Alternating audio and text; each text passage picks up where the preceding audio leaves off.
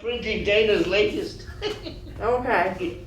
I'd like to call the Patricia A. Hannaford Regional Technical School District Board together. It is Thursday, May 26th. We're starting a minute early. Sorry, folks, it's 4:59. I'd like to start with introductions of board members. Steve Orzek. Christina? Oh, got it. Board members. That was fast. Christina Macklin, I'm the Aspen Northwest School District Rep. Suzanne Buck, ACSD and board chair. And then online we have Kim. Farnham, the community at large member for the Abraham School District. And Steve. Steve Verney representing MAUSD. And Nick.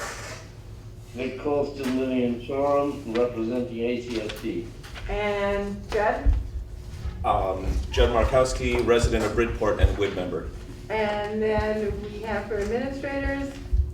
Dana Peterson, Superintendent Director, Patricia A. Hannaford, Regional Technical School District. Jay. Jay Stetzel, Assistant Director, Patricia A. Hannaford Career Center. David. David Roberts, Adult Ed Coordinator. And then, Nick Cantrick, Construction Technology Instructor. and then Linda. Linda Barrett, Clerk. Do we have any guests online that are not board members? No. Okay. May I have a motion to approve the agenda as printed?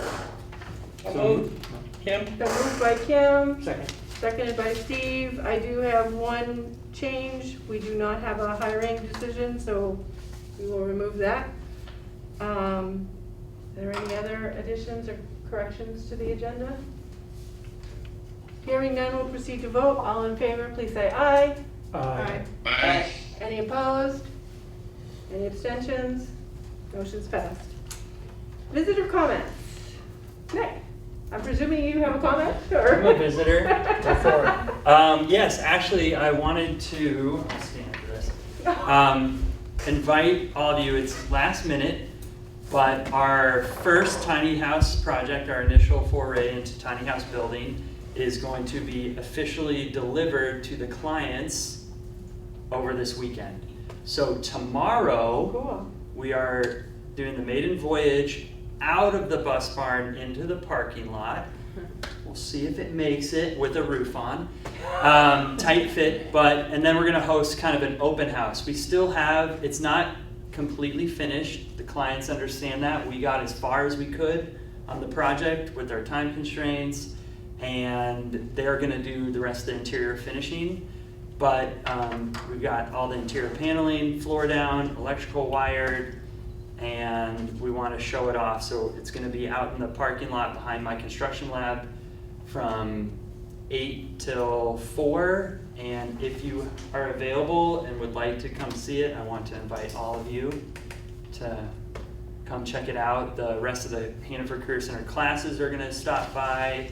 MUHS classes are going to stop by so students can see the work, and a couple other, I haven't advertised a whole ton, trying to minimize foot traffic in the newly built building, but it will, some other community large members will come by too. So, Thank you. Great. and I'm happy to field any questions. It feels like a good, we got to a really good point, and it feels like it's buttoned up enough to feel good sending it off, and the So clients are excited. where does it have to travel to? The final resting spot is going to be East Dorset. Oh, wow. So it's going straight down Route 7. Mid-State Towing is coming at 6:45, 7 a.m. on Saturday morning to hook it up and take it out. And they assessed the situation, and they thought, oh, they've towed a bunch of tiny houses, so Yeah. they made me feel at ease. I was like, ooh. Who's your driver for Mid-State? Joe. Joe? Oh. Yeah.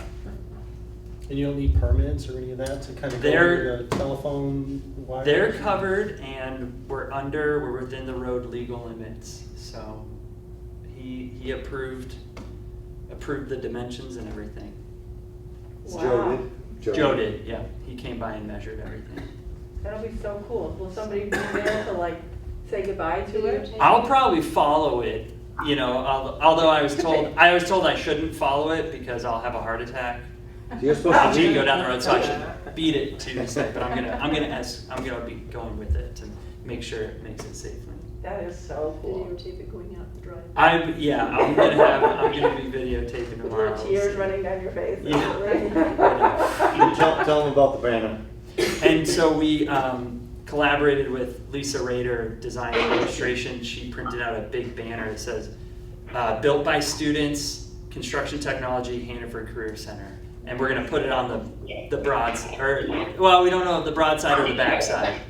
We'll be sending it down the road with a big banner.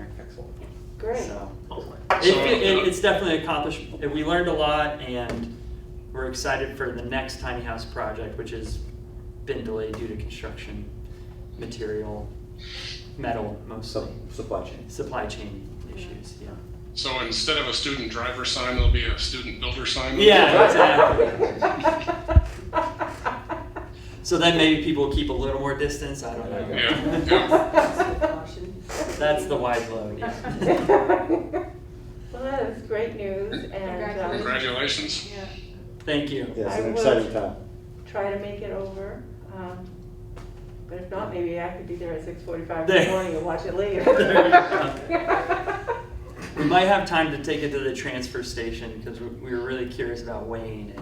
So Do you have an estimate based on building supplies that you put in? we had, the client Brad did a building estimate. He said he thinks it's around 15,000 pounds. So our axles are rated for 21,000. So we're, Do you have a that's- spare? Are you bringing a spare? Hopefully, Judge. Yeah, right. Your towing Precaution. company, that's where you pay your towing company. Hey, that's the towing company. Once he hooks onto it, I'm It's his clear. fault,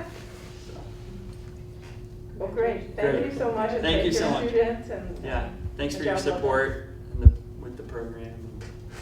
Yeah, feels good. Awesome. Great. Very cool. All right. Okay, correspondence? Yes. So I have a retirement payment request from Doug Atwood. As you know, he submitted his letter of retirement earlier this year. And so he writes to the school board of the Career Center. Good day, ladies and gentlemen of the board. As my retirement looms closer, I would like to request, according to the Master Agreement, Article 6.6I, that I be reimbursed for 30 days out of the 96-day leave that he has accumulated. If there are any questions, please do not hesitate to ask. Thank you all. And he says sincerely, Doug Atwood. So we'll take that up in executive session? Sure, we can, but since it's a provision of the Contract. contract, it's basically an operations task. But yeah, we can take that up in executive session. There are two other confidential pieces of correspondence related to contracts that we will take up also in executive session. So I don't have anything to say about those right now. All right, thank you. Since we approved the agenda, I didn't hear anybody have any issue with the minutes of May 5th and 12th. So were there any bills? We didn't put them on for this. No, they're not on. Okay, all right, so we'll do them next. We'll do them next. Yeah, we're not going to go off of cycle. It's too much for our small business office, which is really one That's person. okay. 1.5 is enough. We will continue on the cycle of first Meeting, okay. Yeah. All right. So, we have a presentation. Makery? Well, hello, everyone. Thanks for having me. I guess I didn't do a formal presentation because I think we could do a discussion. I'm glad to do a more formal presentation after the end of the school year when we have final numbers, if you would like. So I will just say that adult ed, we've had some great classes this year. I think in general numbers are down given the tight job market, especially in our medical professions classes. The Makery has been doing great, steady as you go with 10 to 15 people every Thursday. This summer, or this, I guess in December, we worked with a couple of partners, counseling service of Addison County, the teen center, and a couple of other organizations to create a teen makery, which is an after-school program. And that's for students, high school students, to come and use the sewing lab and the construction lab. Nick has been a hero here, has been generous to volunteer his time every Wednesday to mentor these students. And we've had students from all 3 high schools pretty much every week.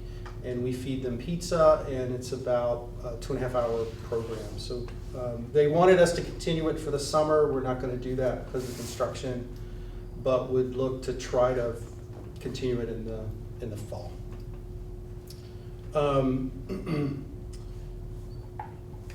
There's a few programs. Once I get through this part, I'll stop and ask questions, or let you ask questions. So I just wanted to run through some of the special projects that we have going on besides that. As you guys know, we kicked off what we're calling a high-tech manufacturing lab this year. High-tech manufacturing is a new and hot market within the manufacturing industry, which combines your traditional manufacturing with technology. So you're using computers to design a product, and then using that computer-guided network to produce that product, usually called CNC, that kind of thing. So we acquired a CNC wood router a couple of years ago. We got a grant to get a laser cutter last year. We have a CNC mini mill, which is in Doug's class, that we got 4 or 5 years ago. And then this year we received a grant to purchase a CNC plasma cutter. And that is in the bus barn and should be installed in the welding lab in the next couple of months. John and Alan are going to work on doing that. So that's a high-tech manufacturing lab, and what we're seeing is students who are interested in, it's a crossover. Students who are interested in computers also have some hands-on design and manufacturing experience, and then those who are coming from the manufacturing inside are picking that up and learning some of the computers. So it's a really nice blend of the skills that students need in the workforce. We have a partnership with Collins Aerospace. We have been approved to receive a $100,000 grant from Leahy's appropriations. That is to create an internship program. We've been meeting regularly with Collins and a group here to figure out what that looks like. There's challenges with students being under 18 and being on their site. What we're hoping to do is to embed some core skills that they need, both in adult ed classes and eventually into our secondary programs. So for instance, soldering is something that students do here and there, but it's not a trained program. Blueprint reading we do, calibrations we do. So there are different components that we do across the building, but nothing that's kind of consolidated and planned out. So we're hoping to work to be able to build that skill, and we hope that they're creating I'm challenging them to create an exciting program that students will be attracted to, because it's going to take more than just, hey, do you want to come be a solderer or make good money? It really has to be something exciting. So we're trying to challenge them to embed themselves at the Career Center to figure out how we can excite students and recruit. Porter, we have relationships with Porter. I think you guys know we started an advisory meeting, a monthly advisory meeting with them the end of last year. We've got a couple of projects running. One is we're trying to repeat the LNA cohort class that we did for their employees. So they hire the employees, they pay for the tuition and pay for them to work, pay for them to learn, and then they have a job. We have, we're hoping to create some programs where we're actually going in and teaching their employees some of the basic skills. So what we're trying to do is level set their employees so that everybody takes blood pressure the same way and everybody does all the LNA skills the same way. So we've got some of our teachers that are going to go in there and start training their employees. We are working with CCV, Porter, CCV, VTC and the Career Center to create a more robust career path so that a student can say, I can become an LNA, work, and then while I'm working as an LNA, I can do my prerequisites for nursing at CCV, and then I can do my then I can get into VTC and get my LPN and then my RN. And those are year-long programs, 1 year, it's like a 3-year program. So we're exploring that. And we're also upping our co-op experiences. So we're working with Len Schmidt, co-op coordinator, to send folks to the hospital to do more co-ops. And then the last thing we're doing is we're working with them to develop a medical assistance certification. So there'll be a new class next year. We got a grant to develop that this summer. And that will combine LNA and phlebotomy. And they'll sit for a medical assistance test, and we're hoping that Porter accepts that and pays them more. And it's actually a more engaging job for them because it's someone who actually gets to care for the patients, give medicine, and take blood and give shots. And so they have just a more well-rounded career at Porter and more pay. So those are kind of all the balls rolling in Porter. We are also involved in the Aspen County Workforce Alliance. So Aspen Aqua, that's a program really started by the old WIB board, which is the Career Center, but it includes Aspen County Economic Development Corp, CCV, the Career Center, Vermont Adult Learning, Suzanne sits on that board, Voc Rehab, and the Chamber. And we've done things like we did the reality fair, financial reality fair that we did here. We're going to have a booth at Field Days, and we're hoping to expand those kind of outreach. And we talk about how we can match employers to employees and how we influence employers to offer better jobs and better benefits and better flexibility and train employees or our students and other folks how to be a better employee. And the last thing I think I talked to you about, we already talked about the Makery. It's Thursday night. We've got some college partnerships going on with Middlebury College. Students are coming. We've got one of the professors there who's been coming, working with Dave Cole to help try to create a industrial fabrication Makery lab. And so that continues to grow. That's everything on my list. So I thought I'd stop there and ask questions or ask if there are any questions. Steve? So it sounds like you've got a well-developed program with the hospital. How would you get new classes in the adult ed stuff? I mean, who initiates that? Do you try to find someone, or does someone come to you? When you say new classes, meaning new types of classes? Well, I mean, for example, we have a housing shortage. What if somebody wants to build a new house, a tiny house, and how does that ball get rolling? Do we then go out and look in the community, or does someone in the community come to us and say, hey, have you guys ever thought about doing X? Yeah, I think it's a little bit of both. It's a little bit of supply and demand and trial and error. I think as the ebbs and flows of the market happen, we have to be responsive. So for instance, our LNA and phlebotomy courses the enrollment is down, and Porter's high vacancy rates. There's not a lot of people applying for jobs, and I think that affects how many people are actually signing up for classes.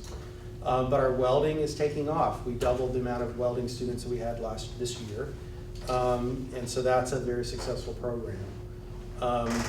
High-tech manufacturing, that kind of fell in our lap a little bit, and the community came and said, we really want this. So we've been acquiring these kind of high-tech equipment. So it's kind of organic. I think one of the challenges is the business model of adult ed is a profit model. And so if you're not making a profit, it's hard for us to offer a course. So a lot of it is also driven by unfortunately, by the finances of it. So if we can't make money on it, we can't really do it.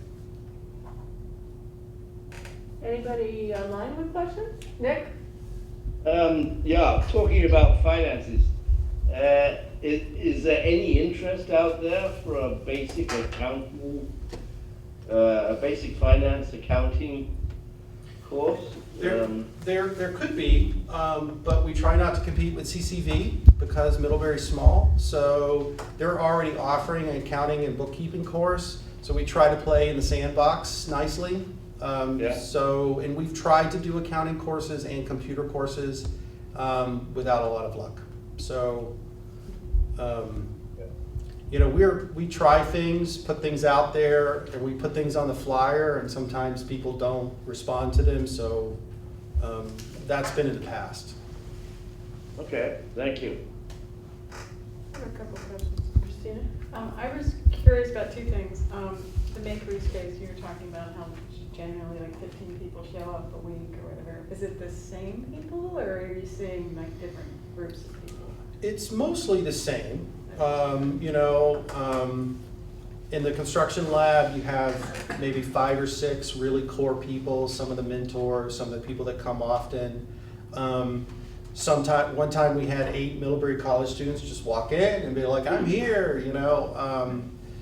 The sewing lab has a bit more of a, people show up and hear about it and come on the fly and can, but it's a 6-person max, so you know, we have to manage that. Oh, that's good to know. I didn't realize there was a max. Huh. Yeah, it's 6 sewing machines. That makes sense. And my other question was, how do you market the programs and like get it out to the public? Like, I'm just curious. I don't know if I've ever really noticed it being advertised. It's quite a challenge. Yeah. I think we put a flyer out and we mail it to, you know, I can't remember exactly how many people, but it's thousands of people that we mail it to at the beginning of the year. It's Green, isn't it? Green. Like in Addison County, yeah. Yeah. This year we put a big ad out in the Addison Independent. Yeah. We do Front Porch Forum. We do Facebook posts. I usually send an email out, and we have a constant contact list that we go through. Great. Yeah. Thank you. It's not enough. Yeah. It doesn't work very well. Unfortunately, I think that's a big challenge that we have. Yeah. Is it funding or is it just the time? It's ineffective. Yeah. You know, you pay $500 for an ad and you don't get anybody responding. So, you know, the question, do you do it again? We've done radio. I was on the radio with Bruce and Hobbs, Yeah. Bruce and the dogs. Not too long ago. I was on it last year. We go to staff meetings, that kind of thing. Yeah. I usually see it on Front Porch Forum. Yeah, Front Porch Forum, we've whipped into shape. They didn't want us to post things, but, because they would limit us to 2 posts a month, or something like that. So it was, we've kind of gotten them to play nice. That's good. The Makery has an Instagram account, I believe, too, that we use, and that goes out to a different audience, and that can be built by people subscribing, or it's anybody who becomes a member of some sort or another, or gives us the email, and then that can go out and they can share that.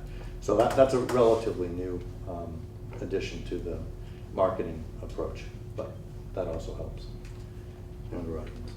Any other questions? Steve, Rudy? Dave, I was just curious, I didn't hear you mention 3D printing. Do you already have that capability, or is that something also you're looking into? All our 3D printers are broken.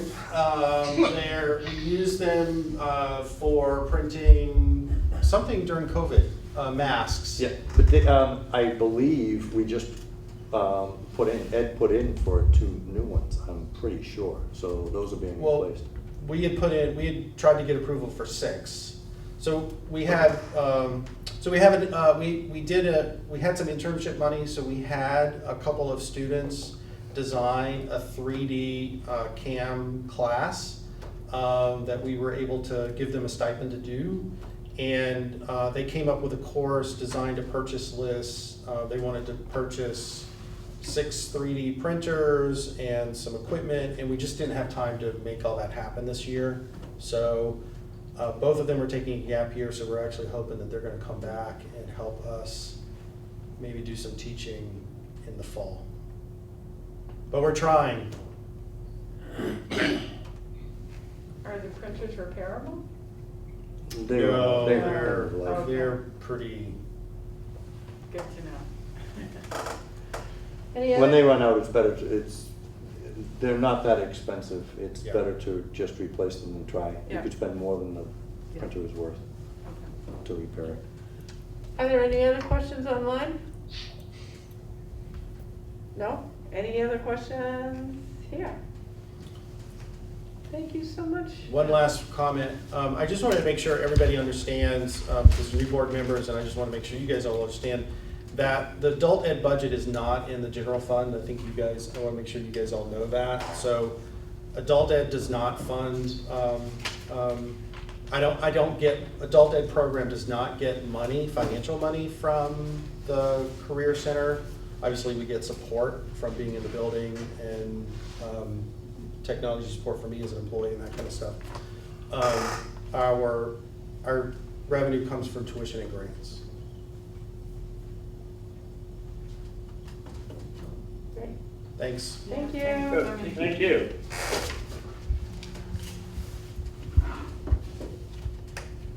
All right, short-term financing document execution. Yeah, that's a mouthful. Thank you. So let me start off by saying, does everybody have the packet that appeared, excuse me, the document that appeared in the board packet? If you need an extra copy, I do have a That couple looks like here. this? Paper copies, yep, several pages. I have it on digital, but there is a paper copy that is right. Yep, you can take one from here.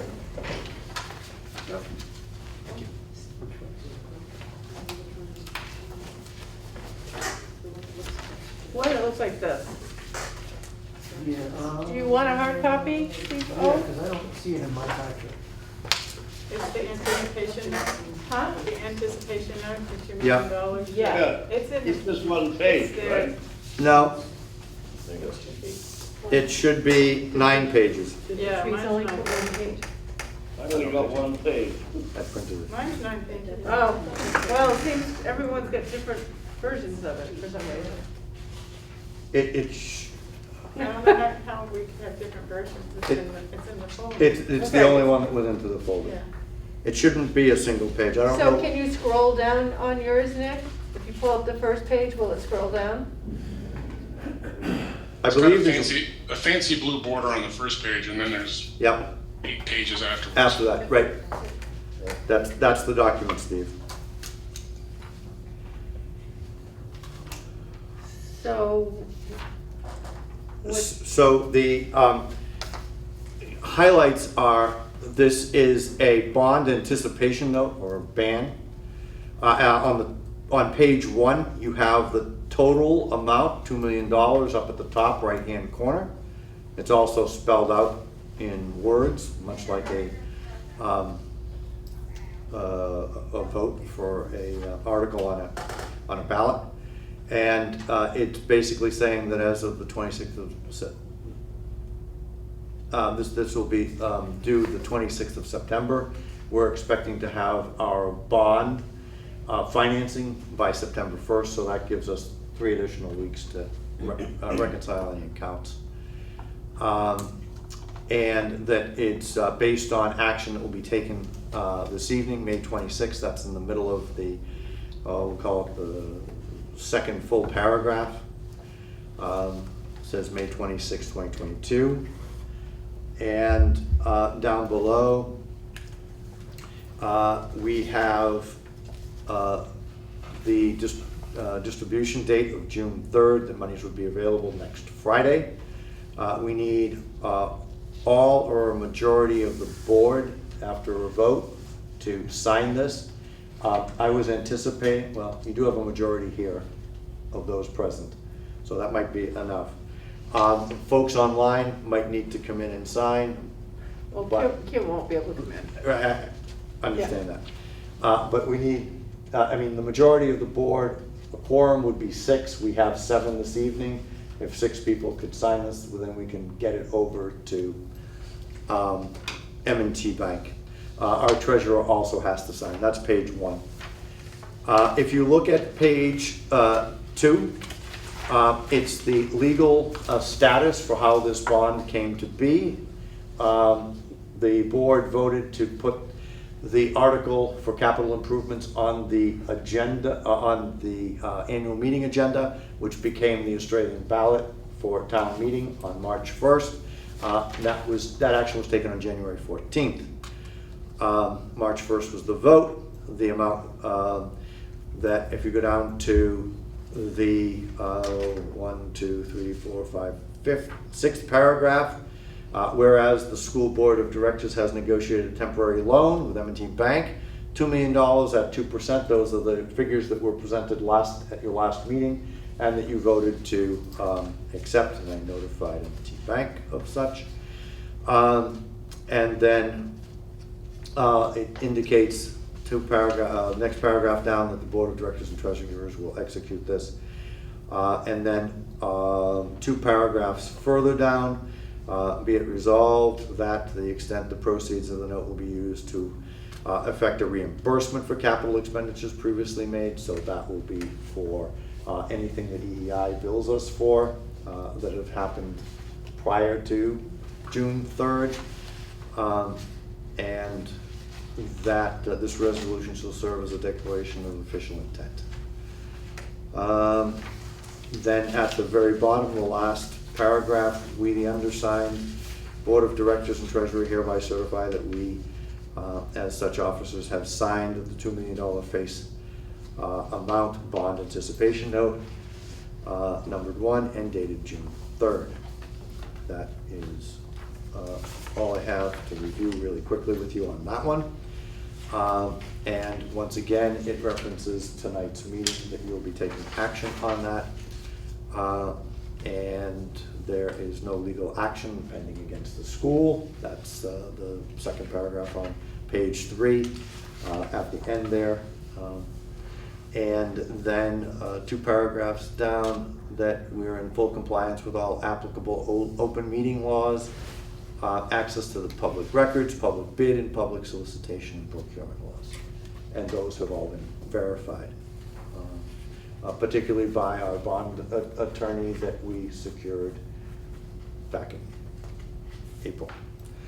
What else? During the number 4, during the calendar year, the district will not issue debt of any sort above $5 million, and that's not likely to happen with M&T Bank, because at that point in time they would issue an increase in the rate. So, and then once again, this page also requires signatures, both of the treasurer and a majority of the board. So that's page 3. The terms of the bond anticipation borrowing, once again, I don't have anything to highlight on this specifically. That's different from what we saw in the previous document, but once again, we have the treasurer and board of directors that need to sign this agreement. And then finally, we have a tax exempt obligation for post-issuance. No signatures required, but these are just the terms and conditions. And the final documents are information, Form 8038G, information return for tax exempt governmental obligations. And we do need a signature there of the treasurer. Okay? Right. So, David, yes. so it's not possible to authorize the board chair to sign for the board on these? That's a good question. I went over that a couple of times, and this will occur in our June meeting as well. This is a pretty standard practice when you're borrowing in anticipation of paying back debt, and we'll get that from National Bank of Middlebury, and we will require those signatures. So it's not like a contract where one person can be the executor. So I guess that this is just a formal technical procedure, as was explained to me by Mike Kegler from M&T Bank, that to be in compliance with financial regulations, this is what we have to go through. I can't answer the question other than what I received. No, that's fine. I didn't realize that we were gonna have to come in and sign that tonight, so. Well, my apologies. I didn't have the documents until yesterday when he and I had our final conversation. Didn't have enough time to let people know that they should appear in person. I was going on the assumption that most of us were going to be here. So Steve, I think if you came in, if you're in Middlebury tomorrow, I think that would be fine. Oh yeah, they don't have to sign tonight. Yeah, no, so he's not telling you have to run to Middlebury today. Okay. Okay, I wasn't planning on coming to Middlebury tomorrow, but I can do that. when do you need all the signatures on this by? Do you just need one more signature?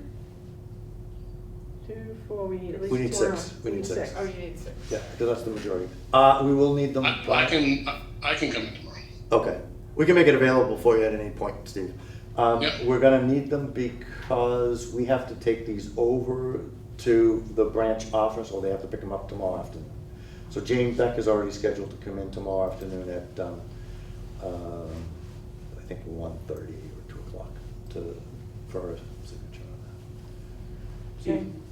To get the 6 that you need, if you need somebody to run the document to someone, I'd be happy to do that. Okay, if great. it's necessary. Okay. All right, thank you. Sure. All right, so just check with Steve perhaps to see if that's Okay. going to work. If you are able to make it in, Steve in or Steve, Nick? we'll have it available, so. Oh, no, I'll get 4 I signatures. can come in. Okay. Nick, are you coming into Middlebury at all, or? He's muted. We got that, Nick. You're on mute though, but we understood what you said. Are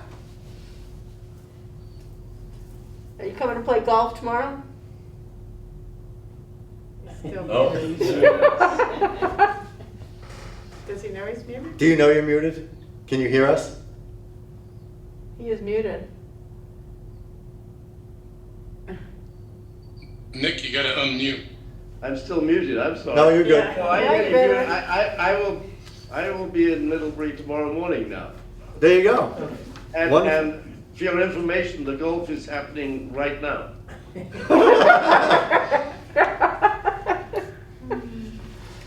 All right. Are there any questions, other questions about the financing that I can answer to the best of my ability? Do you need a motion for us to, Yes. We will need a motion to execute the financing, the bond anticipation note, Okay. and then we'll have the signatures and for the Alright. board members to sign. So, yes, So- if we could have that motion, that would be. a motion to approve the board anticipation or Right, sign a the motion board? to approve the bond anticipation note with M&T Bank. So moved. To execute it. To execute, yes. So it's So moved moved. by Nick, seconded by Kim, to Execute. execute the bond anticipation note for the Career Center with M&T Bank. Yes.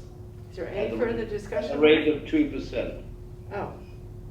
Is that a friendly amendment? Yes. Okay. Yes. All right. Is there any further discussion on it? Seeing none, we'll proceed to vote. All in favor, please say aye. Aye. Aye. Any opposed? Are you- Any abstentions? Does somebody- I said opposing, Kim's still waving her thumb up there. All right, so that's the first part of this. This next part is that we need to open an account. So, hold on. How early can I come in? How early can you get here? 7 o'clock? Between 7 and 7:10, Patrice is usually here, so yes.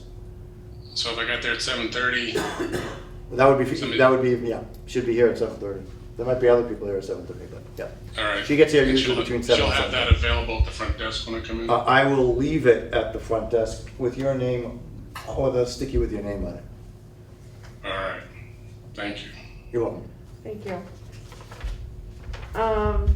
The only other piece is that we've been advised to open a bank account with People's Bank to put this money in so that we do not commingle any of these funds with anything else. So we would need a motion to open an account with the People's Bank. So moved. It's been moved. Is there a second? Second. I'll second. Oops. Christina beat you to it, Nick, sorry. It's been moved and seconded to open an account with People's Bank. Actually, it would be an additional account because we already have an account with People's Bank for the birth. But it was determined that that would not be a good place to commingle funds because of the restrictive nature of the birth. So the birth requires board decisions, approval for expenditures to happen. This account would not have such restrictions, and that's why it was recommended that it be a separate account. It will probably only exist for the life of the bond and the short-term financing, and then that account will be closed. So is that okay for a friendly amendment to the motion that it's an additional account? Yeah, can I have a question. Wait a minute. I have a question. You said People's Bank, and MNT is issuing the loan? It's the same thing. People's and M&T are the same entity. Okay, and why not National Bank of Middlebury? I mean, because wouldn't that put a further wall between that? Because don't we have accounts with them as well, or, just asking? I mean, So I'm not sure that I follow the question, Steve. Can you rephrase that? So you said to avoid the conflict of like having the loan and then having the money in the, that you would open. In the general fund. Right, so that you would open a new account at People's Bank.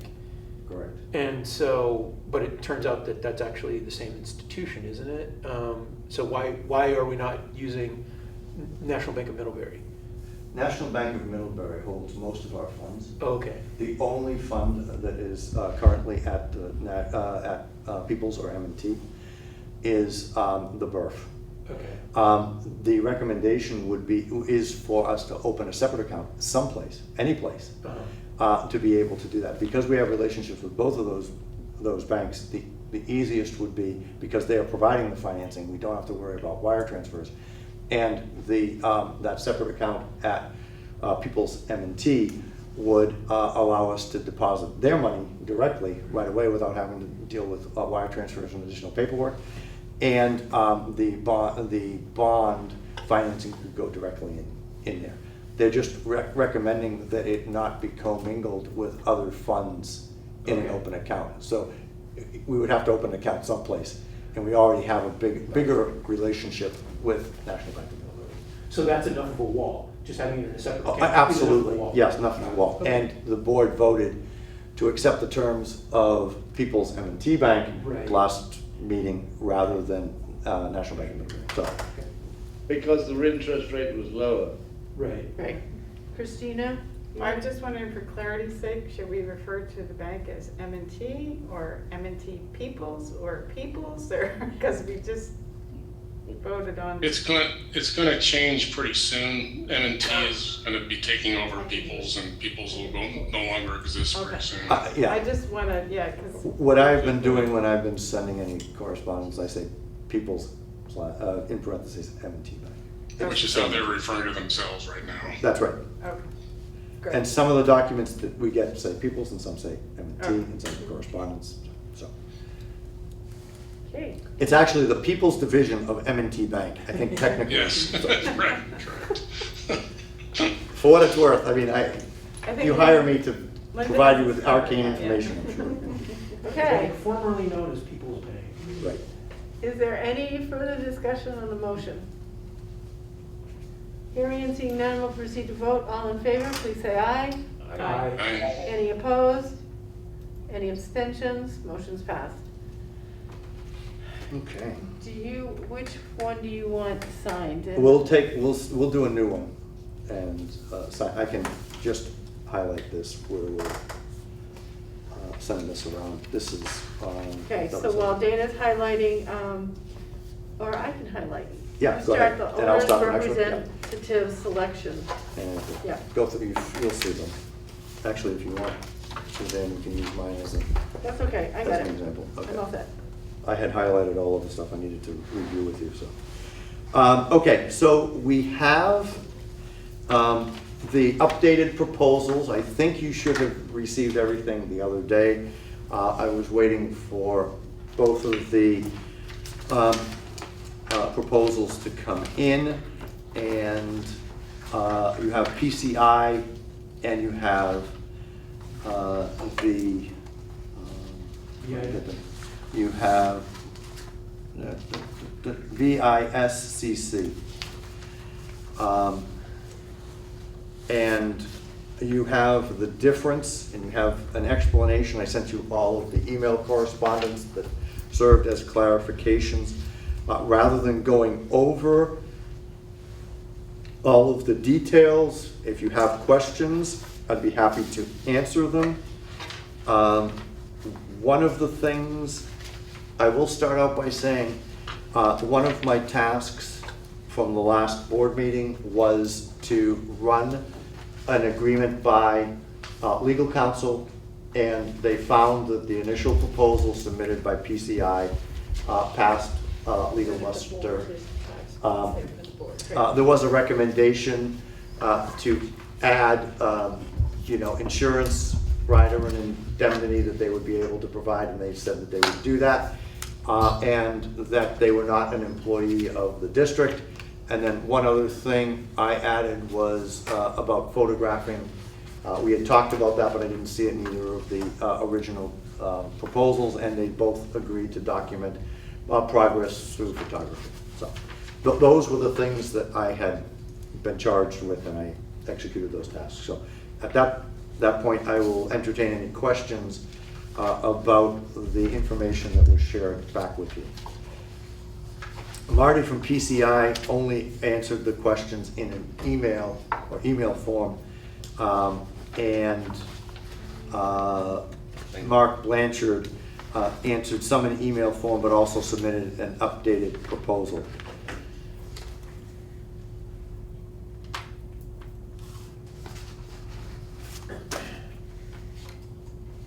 So does that bring the two proposals basically in line with the updated one from PCI? That depends on what you mean by are they in line. Are we looking at apples and apples here? We are looking with very comparable deliverables, Okay. based on my assessment of looking at both documents. But I'll entertain any questions you might have. Nick? Dana, you've been working with these two consultants. Yes. How do you feel in terms of the deliverables from each?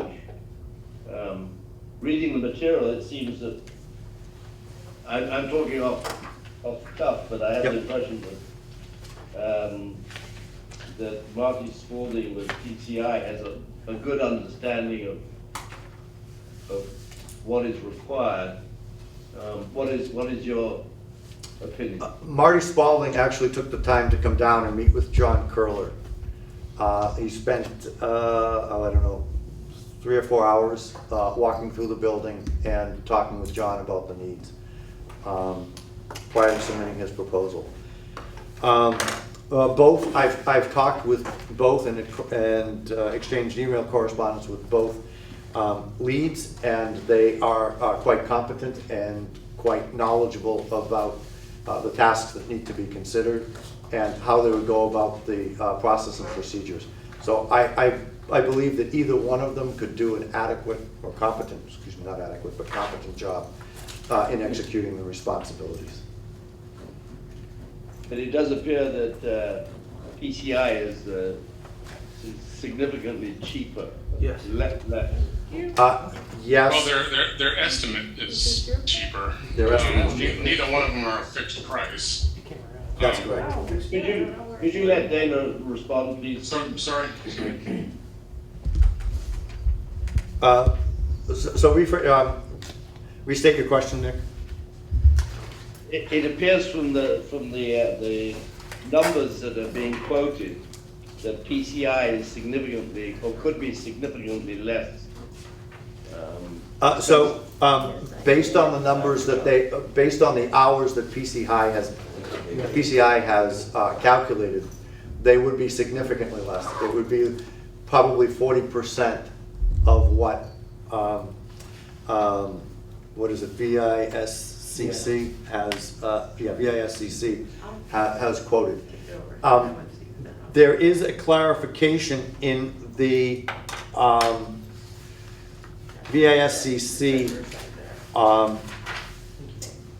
email that I sent to you on May 24th that explains their calculations. It could be lower, but they calculate it as a percentage, which I presented to you, I think, at the last board meeting. They calculate it based on the total amount of the project, and they calculate it between 1 and 2% of that total cost, which would be somewhere between 80 and 160,000. I mentioned that to you last time. But they were calculating it as approximately 120. They've done some modifications to that, Nick, and he said down second paragraph from the bottom, your total fee would be about 105,000 if they did a monthly assessment, 15 months, $7,000 a month. They are calculating both OPM needs as well as clerk of the works in terms of hours and services. The PCI proposal is just one person, and they don't identify whether that would be an OPM or a clerk of the works, and they're billing that at $100 an hour. So the hourly rate would be more for a single person from CPI, but if you have two people from VISCC, you would be paying 75 plus 89, which would be 165 for both people. That's the way I look at it. I didn't do a spreadsheet or a chart, but that's how I broke it down. And they expect both of those services would be needed to some extent. He did acknowledge that if people were competent in what they were doing and interfacing with, say, Ken Sullivan, the project manager, and Eric Lafayette, the project coordinator, that they might need less time. Okay, thank you. But what I was looking at was approximately the 105, unless that could be reduced. Yeah. Okay, thank you. You're welcome. Steve Rooney, did you have?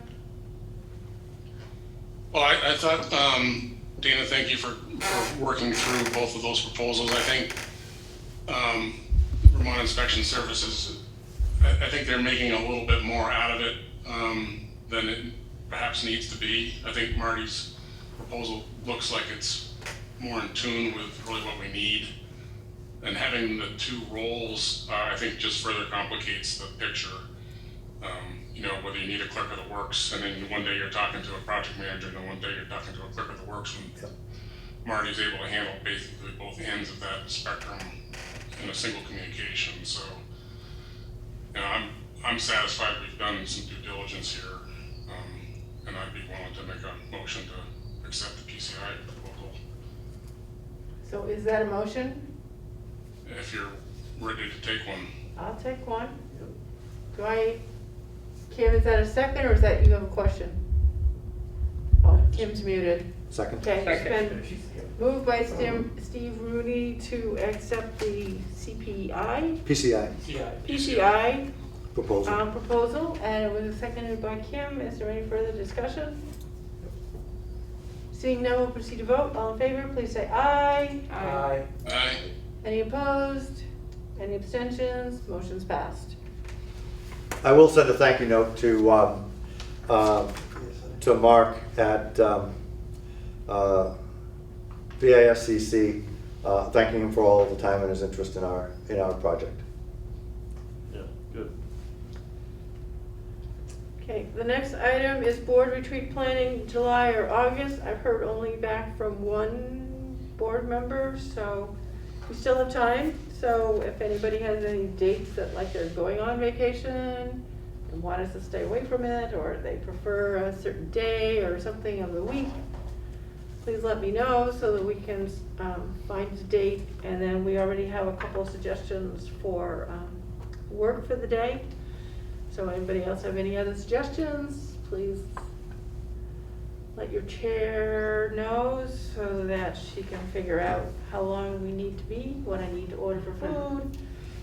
Can we try and figure out a date like now, or that's too complicated? Since I've only heard from one person, Yeah. let's wait till, let's try to finalize the date next board meeting, guys. That works for everyone? Maybe everyone has their summer plan by then? Okay. I would ask that people, I won't be here, but at least so that we can get it set up, I would ask people to think about the schedule beyond June 23rd, because of whether you're going to be continuing the bi-weekly meetings or stopping that, because you do have dates set for the second Thursday of July, second Thursday of August. Does that fall? That falls with field days, doesn't it? Yeah. So those are things that you're gonna have to work that out at the next board meeting anyway, in terms Right. of setting the following schedule. And So we'll also have to talk about moving our meetings from here possibly to North Campus. that's correct, because of the construction. This room will be off limits, but we will be able to set up with a similar configuration in the auto technology classroom at North Campus, and John is already working on that.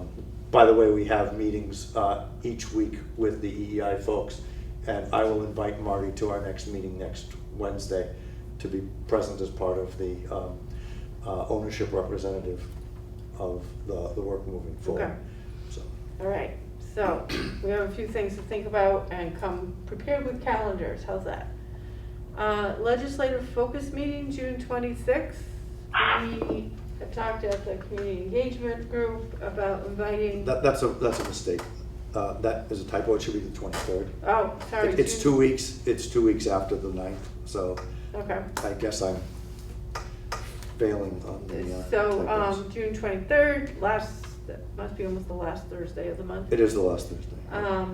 So we had talked at community engagement about reaching out to senators and legislative people here that represent all of Addison County and invite them to a meeting and just, let them know what we're up to, check in with them. I've already taken the step and invited Ruth Hardy. So she's got the invite, but she'll get a better one. And I don't know if people have individual relationships with others and they'd like to do that inviting on their own, or if you would just like a general email for me to send and invite them all at once. I think you should do it as board chair, if you don't mind. Okay. Yeah. I mean, I don't know, what do you guys think? I mean, I can copy the entire board on the invite. Sure. I mean, I know 3 or 4 of them. If you think that would get a better response, I'd be happy to do it. But follow up on a general letter that you send. Sure. Maybe say, Hey there. hey there. Suzanne's already invited you, but I'm gonna double invite you. Personally invite. It's not a bad idea. When we've met with the legislators before, we meaning the 4 superintendents in Addison County, various superintendents have reached out to specific legislators to let them know, and then the invitation has come from Sharon Fletcher. That's right. But so giving people a heads up rather than a blind email is not a bad idea. So if you were to break that down, that might work. And then Suzanne, you could send it out, or you could send it out and then follow up after people have a chance to connect with them. But experience has indicated that a personal invitation will generally result in better participation. Right. Okay. Yeah. I'll talk before the night now. Okay, so I'll send out a invite to everyone, and then people can, if they know anybody personally, follow up with a personal phone call or email invite, or drop in for coffee at their house and invite them or whatever. And what date again is this, sorry? The date, is June- Thursday, June 23rd. because on the agenda it says June 26th. I know, it's a typo. I tried to eat my crow a few minutes ago, but apparently I need another serving. That was my typo. What time? Regular board meeting. Why don't we, I will invite them for 5 and they can be at the beginning of the board meeting. And then they can go home if they wish, or they can stay for the rest of the meeting. And hopefully that would be a shortened meeting. I think if what you and I discussed was trying to make it so that that would be the bulk of Yeah. the meeting. Yeah, so, all right, so I'll work on the, main invite. I'll send it out and you guys can take from it and do your own checking. The more invites they get, the more they'll feel wanted and appreciated and, so we are now 15 minutes behind, so we have the CLNA update. We can make this a little shorter. Jay, can you pull up the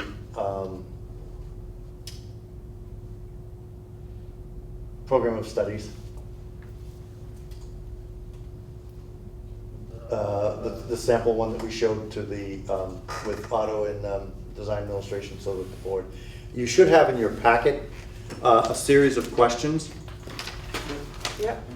Let me see if I can pull up my questions. And there are 6 questions, I believe. And what we've been doing, we just had a meeting with our outside reviewers. Judd, you're looking for something. It looks like this. Is that in the board packet? Yes. Yep. Great. So, Got it.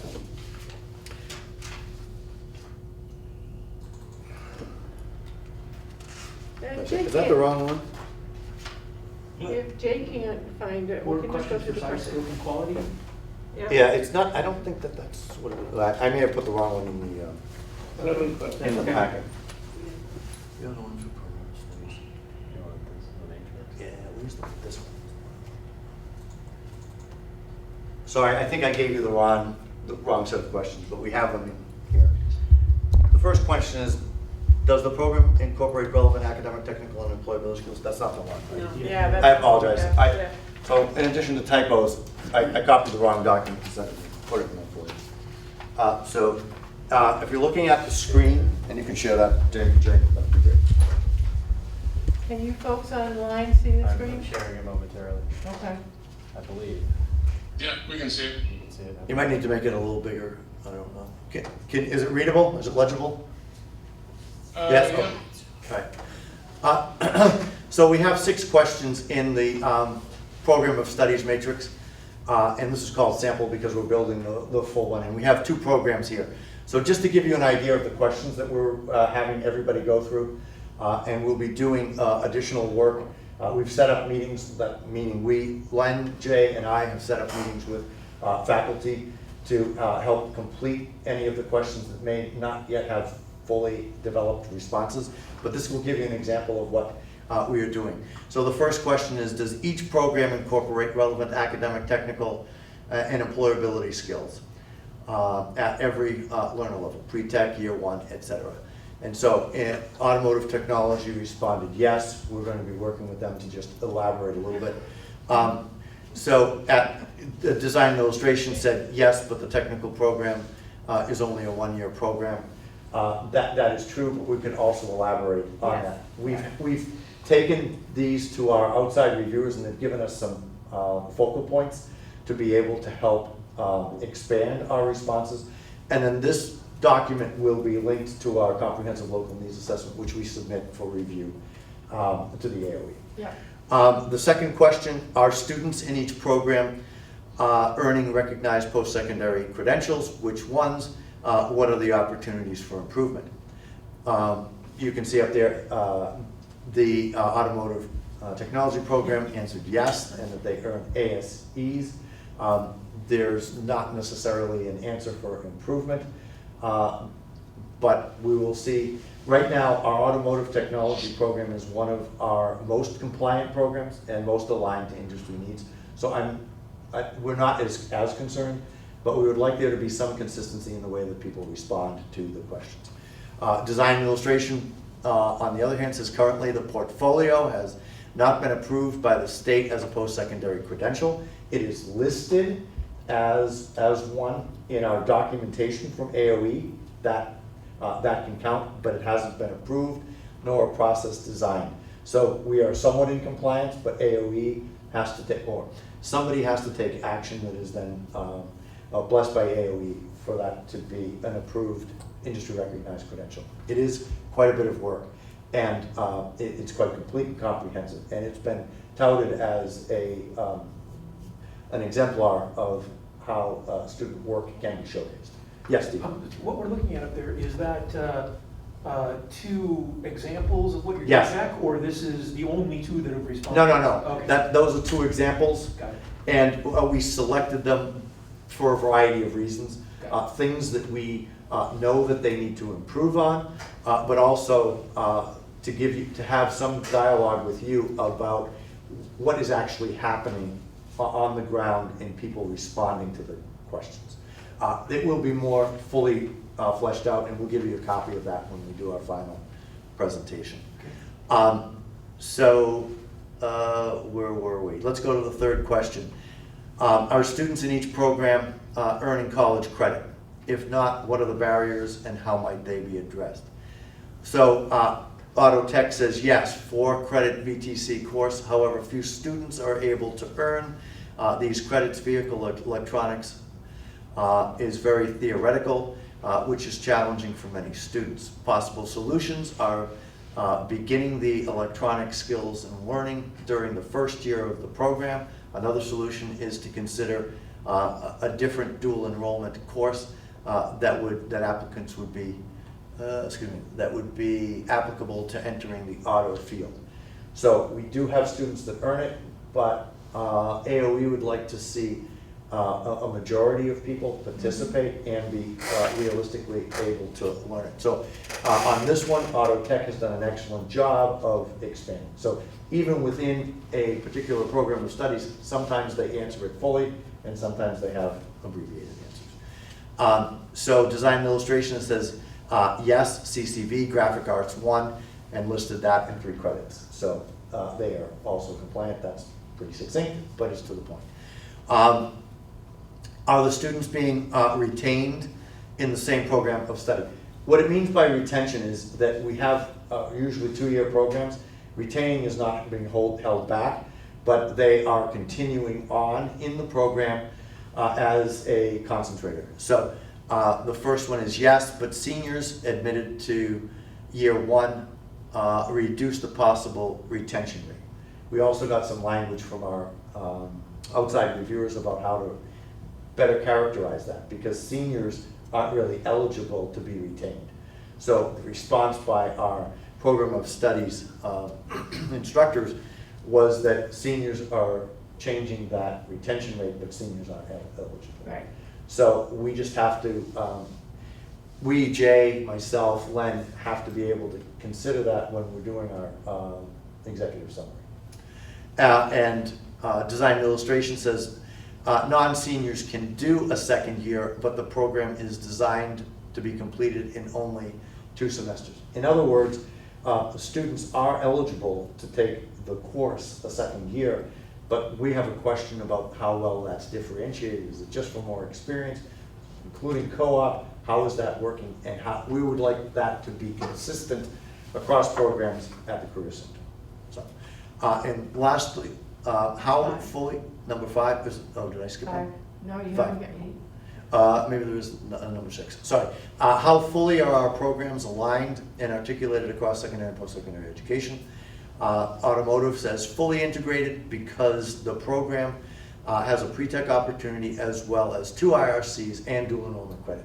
That is probably the top of the line response that AOE would be looking for, because it covers all levels, and it's a well articulated program of studies from 9th grade, could even be middle school if we had it for automotive, So is it through college. Tier 2 IRCs? TTRSCs, yeah.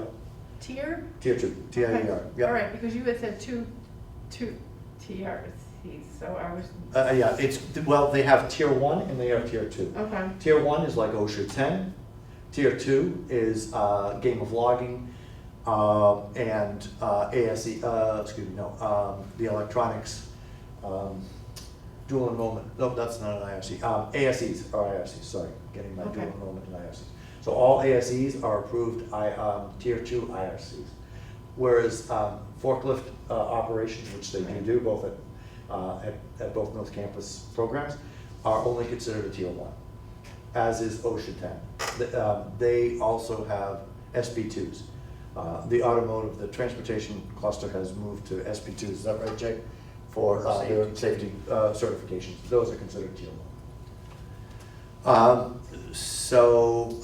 Design illustration says this program has a pre-tech foundations class and dual enrollment option with CCV for graphic design. In fact, CCV coordinator of student advising is a standing member of the Design and Illustration Program Advisory Committee. There's an option to complete a second year of the program, but the curriculum or criteria for the second year are not clearly articulated. That's something we were talking about in the previous question. Yep. And last question, I think, is that was it. No, we have one more. Oh, one more. Number 6, yep. What else does our program of study and analysis data tell us, and how should that impact our planning? Secondary and post-secondary CTE staff should collaborate to create opportunities on course sequencing, vertical alignment, and options for dual enrollment or articulation agreements. That is actually something that came out of that program advisory meeting. I happen to be sitting in on that. So I know that when, that was a recommendation from one of the program advisors. The design and illustration responses, there are a number of areas where opportunities for students may be expanded by having broader and deeper connections to the local businesses, AKA co-op opportunities, job shadows, for example, and employment in the employment community. Such opportunities include advisory participation, community involvement, a more continuous progressive work-based learning, and exposure to new tools and resources. So there, once again, you have a very complete answer, and we will be looking to have that be explained more consistently from program to program. It doesn't have to be as long as what Lisa Rader has put in there, but maybe along the lines of what Autotech is included in there. Okay. So that's the work that is currently being done and being reviewed by our outside reviewers. So, and our last meeting was Tuesday, I think, 2 days ago. Great. Any questions? Nick Costin. Oh, you can see me, good. So is this coming from the instructors, or is this, or has it been edited by the trio of Len, Jay, and... We have not done, I don't think, we've done minimal editing. This is either coming from instructors or coming from survey responses that instructors have received and incorporated into an advisory meeting. So this would be ready to go to AOE as written? For the most part, yes. We're trying to make it consistent. And we're comparing, we just gave you 2 examples tonight. We're trying to make sure that the responses have a level of consistency so that we present our best image of how we're approaching the task. So that it shouldn't, the length of the response shouldn't be dependent on the instructor's interpretation of the questions or how well the advisory committees were able to engage in that question. So we're going to try to work with some of the instructors to put it together so that it's consistent. But we will be doing only minimal editing for either clarification or including something that was omitted. Okay. But this is all raw data, I The believe. instructors will feel ownership of what's on this. That's where it's come from. Okay. It's come from their documents. In fact, all we did to put this spreadsheet together was do a cut and paste from responses that they had already answered. Okay. Steve or Kim, any questions online? Any questions? Christina? David, can you remind us when the deadline for this report is due? June 17th. June, okay, thank you. but we're not gonna wait that long. Okay. We're hoping to have our final presentation for the board on the 9th. Great. If we need to, we may have to give you like the executive summary after we've gone through all of this on the 23rd, but it has to be packaged off to AOE by 4:30 on June So then 17th. give you till midnight. I think it's 4:30. Yeah, I got another deadline and I'm up against it. All right. Thank you Do for the time. Do you need anything from us on this, or? No, I mean, you could maybe accept our report at this point, unless you feel otherwise, but we're giving you updates on our progress. So if you want to accept the progress report, we'd happily accept that. That will go into the minutes, because what we do have to do is we have to demonstrate, or I have to demonstrate, that there were presentations, discussion, and action, if any. Okay. If you have recommendations, please give them to us. But otherwise, yeah, just accept the. Yeah, I think just, when you answer, really? My daughter's calling. When they answer, I do agree that just putting like the word yes there on some just doesn't work. On Right. some of those, that they do need to We're already expand thinking it out. about Yeah, that. yeah. So that would be my only comment back. Sure, great. May I have Choose a most. motion to approve the report as given? Well, just accept, really. Or accept, Yeah. to accept the report? I move to accept the report as given. I'll second that. Moved and seconded to accept the report Thank you. as given. Any further discussion? Seeing none, we'll proceed to vote. All in favor, say aye. Aye. Any opposed? Any abstentions? Motion's passed.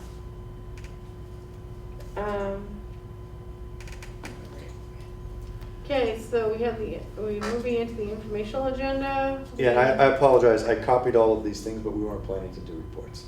Okay. Except for yours, which we Mine's wanted a to do verbal, verbally. so the superintendent search, Steve Joel has been keeping me up to date as to how things are going. He currently has 3 applicants. He was reaching out to 2 other former superintendents to see if they would, that are currently doing interim positions, to see what their thoughts are about maybe doing a different interim position. He said that next week they will be done, and then they will present to us for a time where they can present and we can talk about the candidates. He did say that he has 2 more searches that are closing this week, I believe he said. And they are all on the East Coast, and so he's going to reach out to those that were not so lucky as to get the positions to see if they would like to consider moving a little further up the East Coast. He told me that some of the things that are making it more challenging is that the state of Vermont has a lower pay for people in these positions, and it's not just us, it's like the state of Vermont, period, talking superintendents. Lower pay than what a lot of people are looking for and or expecting as superintendents. And also people realize that housing markets are extremely tight, and so some people, if they've got a home and aren't really sure if they want to jump to someplace that may not have a home to live in. Can we build them a tiny home? We can bring that up at the next meeting, we'll ask Nick, but he may be putting them in line, since he's got one already in the hopper. So that is what he has told me.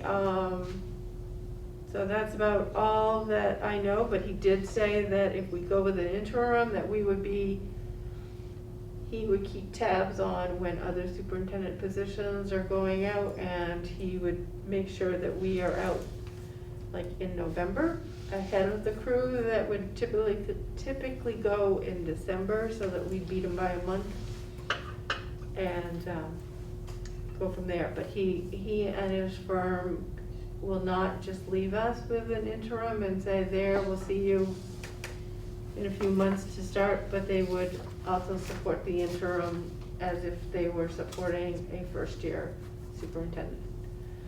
So that's all that I have for you right now. So- Christina? Suzanne, are the Oops, three wait a minute. candidates or applicants for interim, or are they for the position? I know one of the three is applied as an interim. Okay, The other two, he has not specified.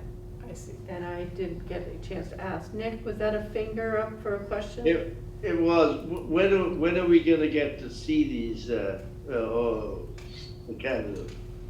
So once he closes everything, then he will reach out and say, we have candidates and then we need a board meeting. So does that look like the first week of June, or? I'm thinking it's probably more like around the week that has the 16th in it. Yeah, it closes on the 6th, right? The job closes on Yeah. June 6th. So probably around the 6th, that week of the 16th, and I don't know what the week starts with, 13th. the 13th. 13th. So, So that's 4 weeks later than he initially, yeah, because they reopened it or extended it for 3 weeks. So. And, well, I guess the only other thing that he has said, to be honest, is that he's had people that are interested, but when he has told them that one of the requirements was having taught in CTE and have CTE experience, that it shrinks the field really tightly. He says he's got a lot of excellent superintendents that are looking for jobs that could do this in a heartbeat, but they don't have that piece. And he says, he told me actually a lot of the CTE superintendents in the Midwest walk into those jobs never having been in a CTE or taught in CTE and do exceptionally well. So that was. I thought we had told them that, and that we were prepared to look at non-CTE.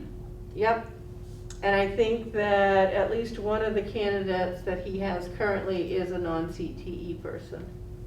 Okay. And I think one of the interim superintendents that he's reaching out to, I do not believe has CTE experience either. But they have numerous years of being a superintendent. Yeah. Yeah. So, any other questions or? Jay? Suzanne, is there a way to send that summary out to faculty and staff? They're just asking about where things are at, and it'd just be nice for them to know. I will do my best to get something out. It's just, I mean, I'm swamped, but I will do my best to send something. Okay. I just As know long that as the board's they- okay with me sending that out, and, okay. They could watch I it. don't Well, think it's you- public, it's public Yeah, it's not information now live. Right. anyway. It's on MCTV. too. Right. Yeah, okay. Thank you. Yeah, and They would interact- probably appreciate hearing from us. They would really Yeah. appreciate it. That's It a would be a really good good idea. gesture by the board Yeah. to communicate.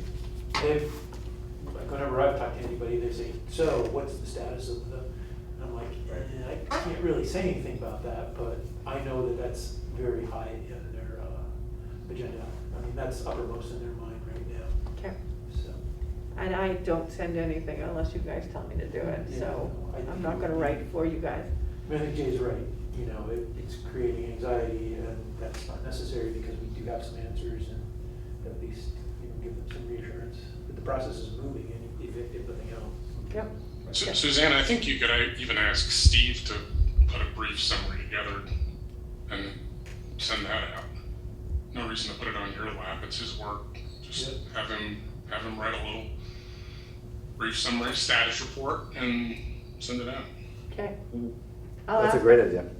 And if he doesn't have time, I'll find some time to do it. Well, either he or his cohort there, I forget her name now.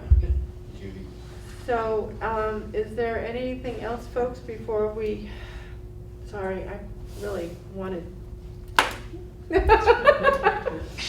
wanted to be on time tonight. I apologize. Is there anything else before I take a motion to go into executive? Oh, sorry, policy 4.1 governing style. Anybody want to take on? Judd? It was a information-filled meeting, couple little snafus on the agenda, which we worked through, and we're a few minutes late, but I don't know, there's a lot of information, so sometimes that takes time. A couple of great presentations, those were wonderful, Yeah, worth the time. thank you. All right, I will take a motion to move into executive session for negotiations and personnel. So moved, Kim. Moved by Kim, is there a second? Second, Steve. Steve Rooney has seconded it. Is there any further discussion? Hearing none, we'll proceed to vote. All in favor, please say aye. Aye. Any opposed? Any abstentions? Motion's passed.